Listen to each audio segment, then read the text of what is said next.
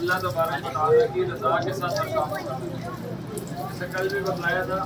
کہ اگر کھجور کا ٹکڑا بھی ہم صدقہ کریں گے صرف اور صرف اللہ تبارک و تعالیٰ کی رضا اگر مقصود ہوگی تو تبارک و تعالیٰ کی وہ پہاڑوں کے بقدر اجر لے کے جائیں گے۔ تو بنی اسرائیل کا ایک واقعہ علماء نے لکھا ہے کہ ایک آدمی شہر کے علاقے میں رہتا تھا جہاں پر کھانا ختم ہو گیا، رزق ختم ہو گیا، لوگ بہت پریشانی کی حالت میں وقت گزار رہے تھے۔ تو اس نے اپنے دل میں صرف یہ بات سوچی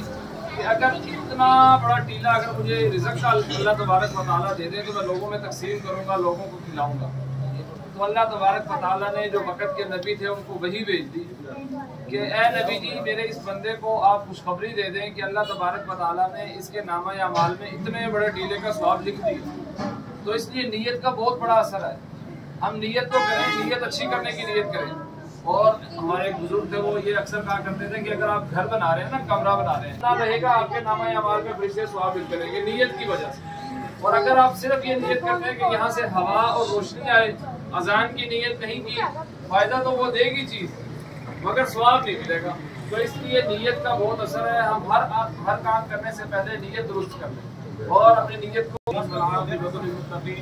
والصلاة والسلام على سيد الأنبياء والمرسلين ربنا آتنا في الدنيا حسنة وفي الآخرة حسنة وقنا عذاب النار ربنا ظلمنا أنفسنا وإن لم تغفر لنا وترحمنا لنكونن من الخاسرين۔ اے اللہ تو ہمارے گناہوں کو معاف فرما، اے ہمارا ثواب پیدا فرما، اے جو بے روزگار ہیں ان کے روزی کے اسباب پیدا فرما، اے اللہ جو بے اولاد ہیں اللہ تو ان کو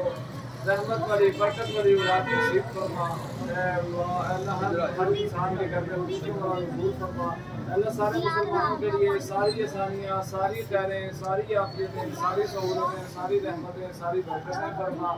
اے اللہ حضور فرما، اے اللہ ہماری دعاؤں کو کیسی ہو رہا ہے جامع شیخ لگ رہا ہے قبول فرما، اے اللہ دعوت کرنا، اے اللہ قبول فرما، اے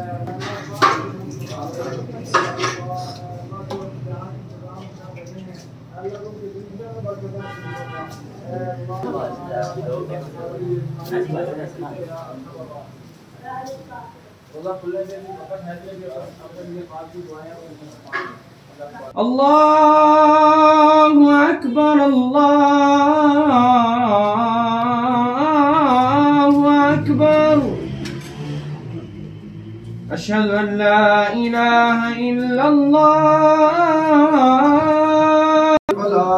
قد قامت الصلاة لله رب العالمين الرحمن الرحيم مالك يوم الدين إياك نعبد وإياك نستعين